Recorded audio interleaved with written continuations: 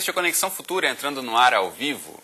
E aproximadamente 650 milhões de pessoas, ou seja, 10% da população mundial, vivem com uma deficiência.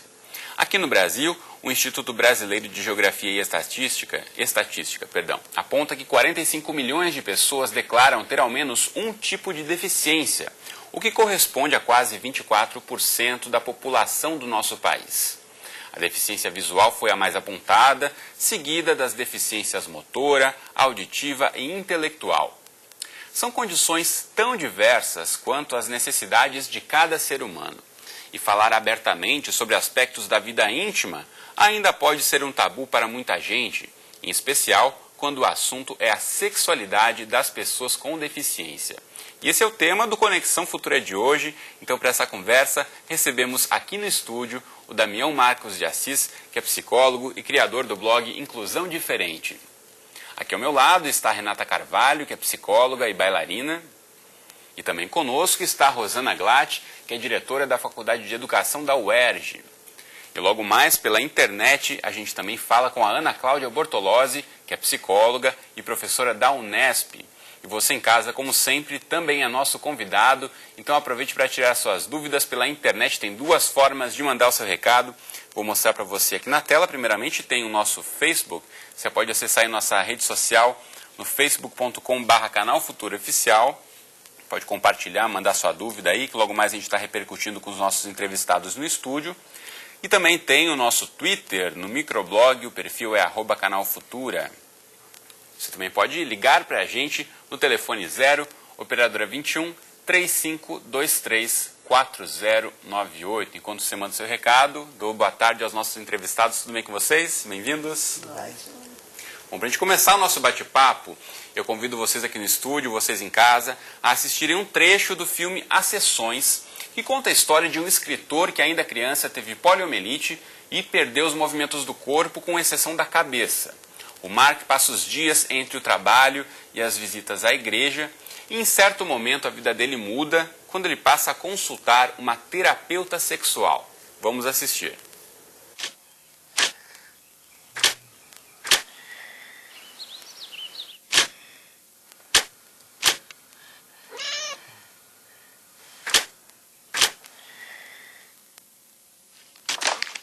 I understand you'd like me to hear your confession? Not exactly a confession. I haven't yet done the deed. I was sort of hoping to get a quote in advance. This therapist suggested I could work with a sexual specialist. Hello, this is Cheryl. We'll talk for a while, and then when you're ready, we'll start doing some body awareness exercises. Holy Mother of God, what are body awareness exercises? You're going to start to listen to signals from your body. That way you'll be able to have some control. I was in bed with a naked woman.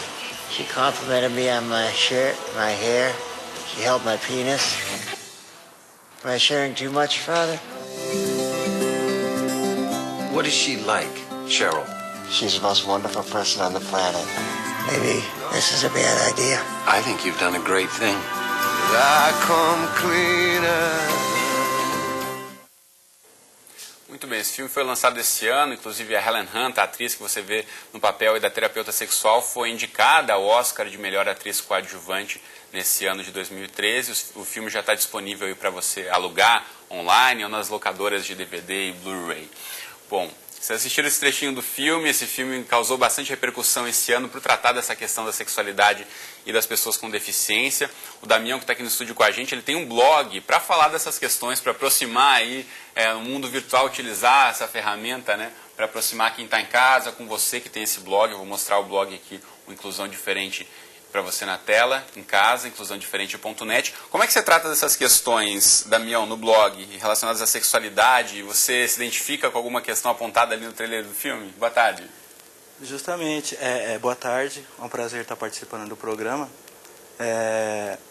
A gente aborda essas questões da sexualidade com a participação das pessoas com deficiência também, que nos enviam e-mails, conversas no chat, querendo tirar dúvidas sobre o assunto, como se relacionar, como fazer na hora da relação.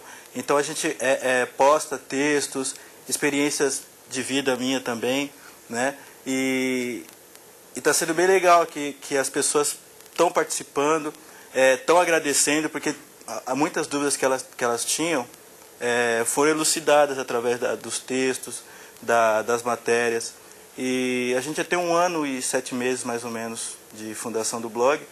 E está sendo muito bacana essa recepção. Esse espaço para trocar ideias mesmo, né? Justamente, para trocar ideia, está sendo muito bacana.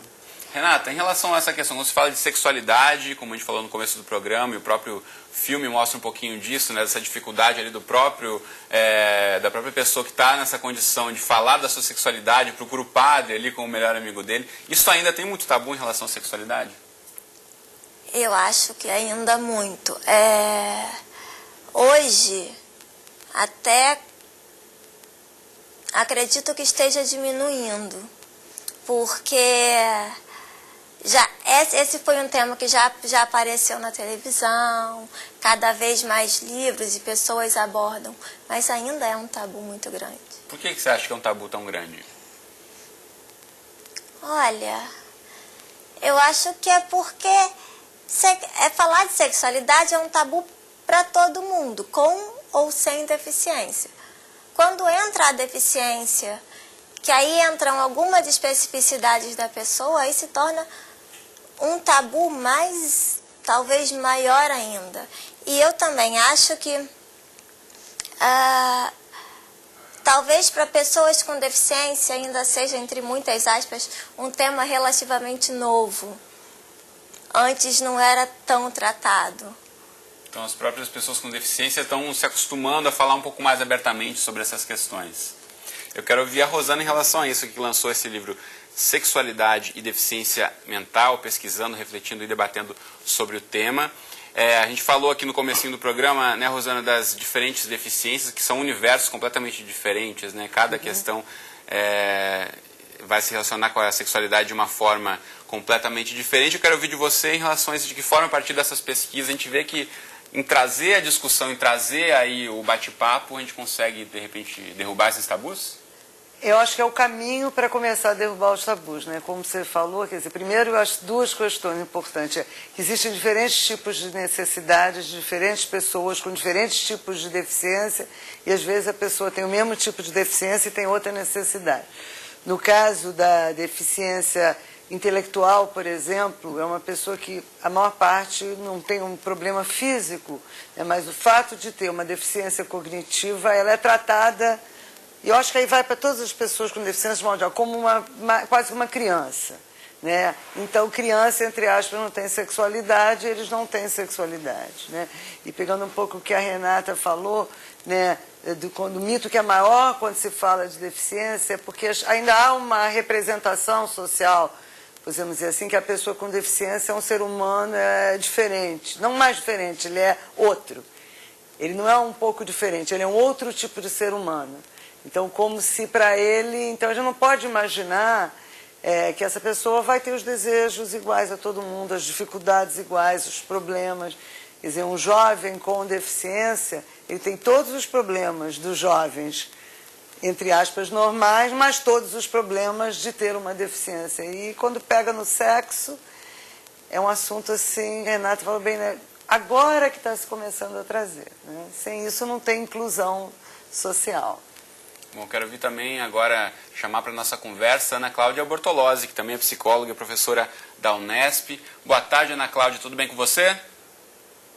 Boa tarde, tudo bem? Bom, em um dos textos que você publicou, fala sobre as 5 questões que rondam a sexualidade das pessoas com deficiência. E eu pergunto para você, por que existem esses mitos em relação a essa questão? Então, são até mais que 5, né? 5 eu tentei agrupar. Assim, eu acho que esses mitos, essas crenças, decorrem muito do preconceito, que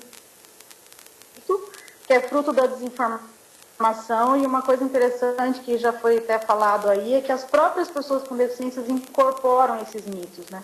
Então, assim, principalmente quando é uma deficiência adquirida, as pessoas já assimilam que toda limitação decorrente da deficiência também acaba se estendendo à questão da sexualidade e do sexo. Então, eu acho que, assim, além da sexualidade e da hipersexualidade, que a Rosana comentou um pouco, a questão de achar que a pessoa com deficiência nunca vai ser capaz de conquistar, né, de ser erótica para outra pessoa, de que tem sempre uma disfunção sexual associada, que também não é verdade. Tem muita gente que não tem deficiência, que também tem as disfunções, né, o que seria isso, falta de desejo, a questão da disfunção erétil, do orgasmo.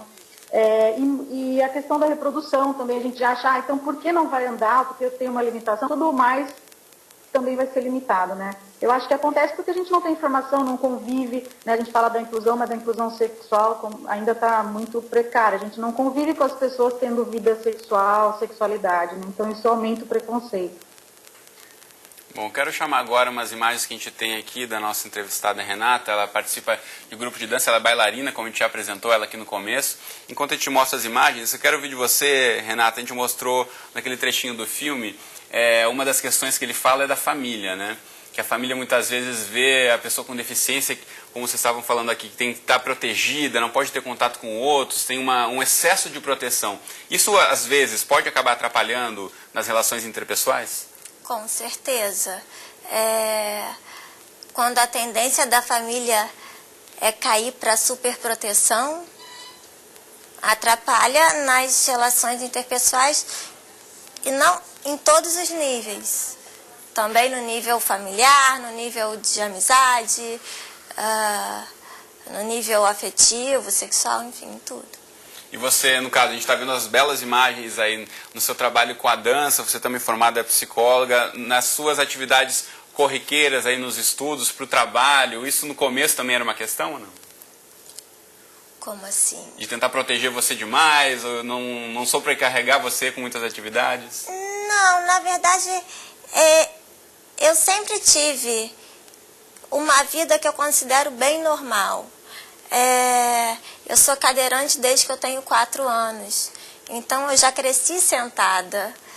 Eu já estruturei a minha vida inteira em cima de uma cadeira. E eu sempre fiz tudo que os meus irmãos, que não têm nenhuma deficiência, faziam. Eu ia para a escola, eu fazia a minha atividade, que era dança, cursinho de inglês, enfim. Eu quero ouvir do Damião, com essa interação que você tem aí com os internautas, né, que participam do blog, essa questão da família, essa preocupação do excesso, né, de proteção aparece às vezes nas questões que eles trazem para você? Aparece. É como se eles fossem, usando esse termo, pode não ser o termo correto, é como se eles fossem proibidos de avançar um pouco mais, né?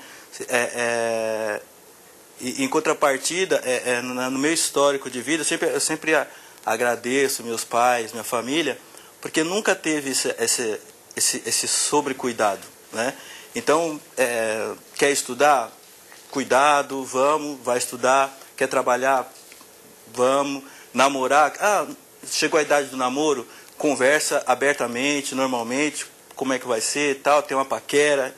Então, isso é fundamental, né? E existe pais, existem famílias que não se deixa permitir de haver esse diálogo com o deficiente, né?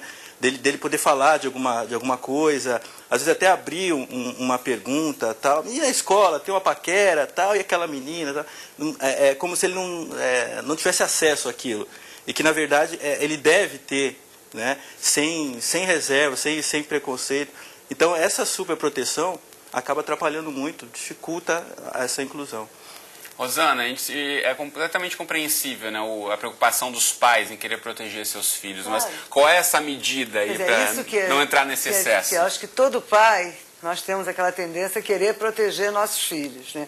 E quando tem pessoas com deficiência que são objetivamente mais frágeis, a tendência da família é superproteger.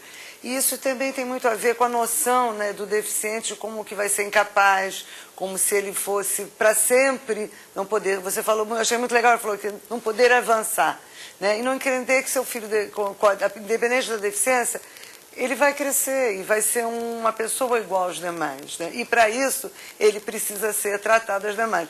Eu acho que não é por acaso que a Renata e o Damião estão aqui hoje, porque eles tiveram famílias que entenderam que ele tinha uma deficiência, mas o resto da vida deles era estruturada normalmente. Agora, principalmente pessoas, por exemplo, com deficiências sensoriais, por exemplo, cegas, né, que existe aquele pavor muito grande, pessoas com deficiência intelectual, então, são as eternas crianças. Aí a gente se assusta um dia quando eles chegam na hora da sexualidade. São eternas crianças no olhar dos pais, né? No olhar dos pais, e aí eles não crescem. E eu acho que a questão da sexualidade tem tudo a ver com a possibilidade de interação social. Então, se você prende seu filho em casa, né, como é que ele vai fazer amigos e vai aprender as nuances, né, do comportamento, entre aspas, sexual, da paquera, do carinho? Então, é claro que a família, espero que as novas famílias vão poder estar mais adiante nesse processo, né? Vou estar chamando a Ana Cláudia, que fala com a gente pela internet. Ana Cláudia, como você vê isso? Como os próprios pais podem tentar se educar aí para, de fato, terem esse cuidado, mas não passarem desse limite? Qual é esse limite, Ana Cláudia?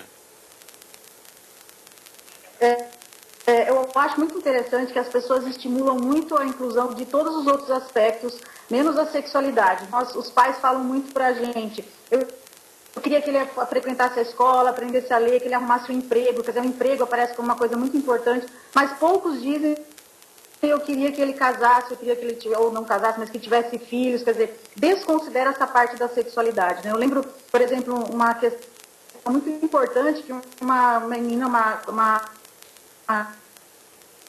cadeirante uma vez me disse que ela sofreu abuso sexual de um profissional e ela tentou contar para a mãe e a mãe disse para ela, imagina, você desse jeito deficiente, nunca um homem ia te assediar. Então, assim, é uma questão muito importante a gente perceber como os pais, né, os familiares, em geral, dessexualizam mesmo a pessoa com deficiência e como isso reflete na autoestima, na capacidade da gente se reconhecer a despeito de uma deficiência como uma pessoa de direito sexual e reprodutivo.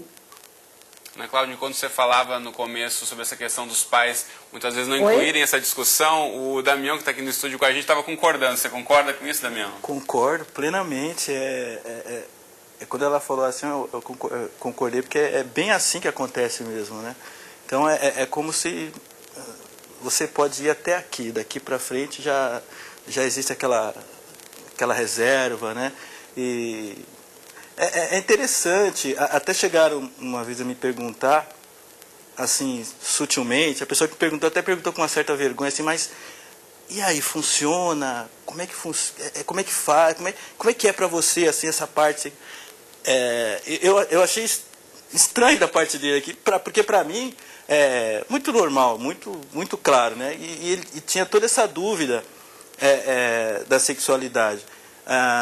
E tendo uma experiência que eu tive trabalhando na Secretaria de Emprego, encaminhando pessoas com deficiência para o mercado de trabalho. Lá em São Paulo? Em São Paulo. Eu me lembro bem que a gente atendia as pessoas com deficiência, e às vezes para quebrar o gelo, para ficar o ambiente legal, a gente perguntava, mas e aí, tudo bem? Como é que tá? Já está namorando? Já tá com a paquera? E eles abaixavam a cabeça, ficavam meio assim, como assim? Do que você está falando? Parece que eu não cheguei aí ainda. Como se não fosse permitido ter esse tipo de discussão abertamente. Aí eu falei, poxa vida, é uma coisa que deveria ser tão normal assim, namorar, tal, sexualidade, estar passeando, saindo com alguém. Então eu percebia neles que eles ficavam retraídos, né? Então por isso que é muito importante essa discussão, esse debate, assim, para abrir novos horizontes nesse caminho que ainda está muito... Você não acha que é um pouco assim, o medo de ser rejeitado? Né? Porque qual é o ideal da beleza, né? Todos nós temos que ser lindos, maravilhosos, né? Então, se a pessoa tem algum tipo de deficiência, né? Ninguém vai me querer, né? A então questão dos estereótipos, né? O estereótipo bate forte, ainda mais se você for ensinado que ninguém vai te querer mesmo, né? Como a Ana falou.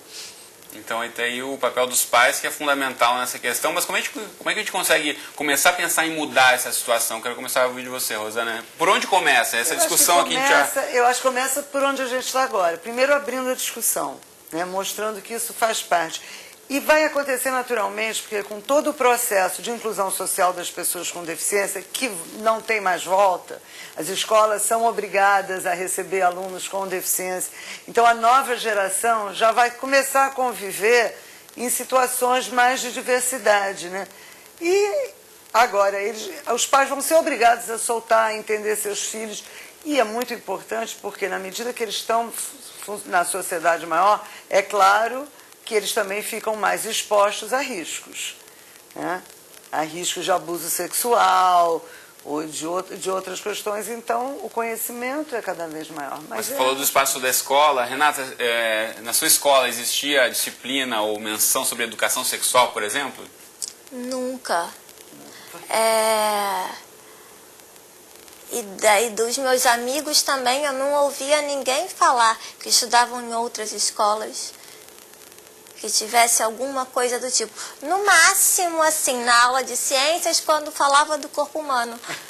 Mas era a superfície. Não aprofundava nada. Isso em todos os níveis, né? Então a gente falar em educação sexual ainda para pessoas com deficiência, acho que é ainda mais distante, infelizmente. Uma coisa interessante, toda hora as associações, as escolas, as instituições para pessoas com deficiência chamam para fazer palestras para os pais, nos congressos tem, eu acho que como o Renato falou bem, está começando a, pelo menos na área, né, a desfazer esse tabu. E é o início, é só com familiaridade que a gente muda, né? Muito bom. Bom, esse bate-papo vai fluindo, vai passando rápido e o tempo já está indo, a gente está quase no fim. Eu quero fazer uma pergunta aqui do Rodrigo, que mandou seu recado pelo Twitter. Obrigado, Rodrigo. Mandar essa pergunta para Ana Cláudia, que está com a gente aí pela internet. O Rodrigo pergunta o seguinte, Ana Cláudia, como é possível questionar essa questão ou puxar esse assunto com uma pessoa com deficiência sem ter medo de soar preconceituoso? Que eu acho que é um pouco o que o Damião falava aqui também. Então, eu acho que a gente tem medo de discriminar, de ser preconceituoso, quando demonstra falta de conhecimento, né? Eu acho muito mais saudável você dizer, por exemplo, para um cego, você quer que eu te ajude a atravessar a rua, do que tanto fazer por ele como não ajudar. Né? No caso das pessoas em geral também, quer dizer, você precisa de ajuda, porque o que eu vejo muito é que as pessoas não têm informação, nem os profissionais, quer dizer, às vezes você vê as pessoas sendo atendidas por médicos que falam tudo sobre a questão fisiológica depois de uma lesão, por exemplo, mas não falam nada de sexualidade. E aí você diz, você perguntou? E ele diz, não. Então, assim, existe um silêncio por conta dessa dificuldade. Eu acho que para romper com isso, é ser sincero. Olha, eu não conheço sobre a sexualidade da pessoa com deficiência, eu queria ser, né, assim, não ser invasivo, porque a gente não fala da nossa sexualidade para ninguém, mas no sentido de colaborar para desmistificar de que toda pessoa com deficiência, inevitavelmente, não vai ter vida sexual, né? Bom, para a gente encerrar, Ana Cláudia, essa questão da educação que falávamos aqui, você acha que introduzir educação sexual de forma ampla na escola pública brasileira, por exemplo, seria um caminho de girar esses mitos, inclusive em relação à sexualidade de pessoas com deficiência? Exatamente. Eu defendo há muito tempo a educação sexual na escola, mas antes disso a gente precisa da formação, né? Eu vejo que os educadores, os familiares, no caso da mediação, ou a própria escola com os profissionais, não tem preparo para falar de sexualidade com ninguém, né? Então isso fica muito mais difícil quando a pessoa com deficiência coloca uma questão a mais, que é uma dificuldade que a gente nunca aprendeu, que estigmatiza a pessoa como, entre aspas, diferente. Isso acontece com a pessoa mais velha, em outras situações também diferenciadas. Então eu acho que é uma coisa que a gente tem que estar aprendendo sempre na questão da formação para investir na educação sexual. Muito bem, então, Ana Cláudia Bortoluzzi, muito obrigado por conversar com a gente pela internet, diretamente do interior de São Paulo. Obrigado e boa tarde para você. Eu que agradeço. Bom, a gente está quase encerrando, então aproveitar a pergunta aqui do Rodrigo. Para você, Renata, como é que você acha que também alguém, no caso do Rodrigo aqui, que está mandando recado pelo Twitter, de como é que pode começar esse bate-papo para chegar e perguntar para uma pessoa com deficiência, para falar sobre namoro, sobre sexualidade, sem soar preconceituoso, na pergunta do Rodrigo? Eu acho que é chegar naturalmente. Como se chegaria para alguém que não tem uma deficiência. Respeitando, como a Ana Cláudia falou, sem ser invasivo, porque isso às vezes acontece. De um extremo ao outro, e não tocar no assunto ao ser extremamente invasivo, né? E naturalmente. Não tem muito segredo, eu acho que não tem muito mistério. Eu acho que, se eu posso falar alguma coisa, nesse caso é tratar a pessoa com deficiência como se estivesse tratando qualquer outra pessoa sem deficiência. Muito bem. Damião? Exatamente isso. Espontaneidade. Acho que o nome é esse. Ser espontâneo, perguntar sem dar 1 milhão de voltas para chegar na pergunta. Porque assim é o caminho, né? Porque dá muita volta, fica aquela coisa, aí você já percebe aquele preconceito, aquela coisa. Então, com espontaneidade, perguntar, tirar dúvida, esclarecer, eu acho que esse é o caminho. Muito bem, para pessoas com deficiência que querem encontrar outras aí para trocar ideias, falar sobre esses assuntos, a gente vai colocar novamente o site, aí, o blog do Damião, que é o inclusãodiferente.net. Você pode buscar aqui, tem uma porção de seguidores no Facebook, aqui no Google Plus também, então você pode aí trocar ideias, tem até a chamada aqui do nosso Conexão Futura. Valeu aí, Damião, pela divulgação. Quero ouvir da Rosana, como é que a gente pode, já falamos um pouquinho sobre o encaminhamento de começar a tirar esses mitos e tal, é essa discussão. Então, pais, pessoas com deficiência, pessoas sem deficiência, falar de sexualidade de forma plena. Plena, eu acho que isso nas escolas estão, porque as escolas evitam esse assunto, só que esse assunto já está no ar. As crianças hoje em dia já sabem disso, as novelas já apresentam isso, e as pessoas com deficiência veem os mesmos programas, participam do mesmo mundo. Por mais que os pais hoje, eles não conseguem mais proteger como era há 30, 40 anos atrás. Essa informação está aí através da internet? Em todos os cantos. Agora, eu acho, sobretudo, aí falando um pouco para o pessoal da área de educação especial, às vezes os próprios profissionais da área, eu não sei se vocês sentem isso ou não, ainda tem essa tendência de superproteger, de não tocar nesse assunto, apenas quando se torna um problema. É como se a sexualidade da pessoa com deficiência parecesse só sempre como uma coisa patológica, que precise de um terapeuta, ou como um problema, né? E aí não deixa fluir naturalmente. Bom, então, com esse recado da Rosana, a gente encerra a conexão de hoje. Obrigado, Rosana. Obrigado, Damião. Obrigado, Renata. Você em casa, obrigado pela companhia. Então a gente volta a se encontrar na segunda-feira ao vivo, às 2h30 da tarde. Um excelente final de semana e até lá.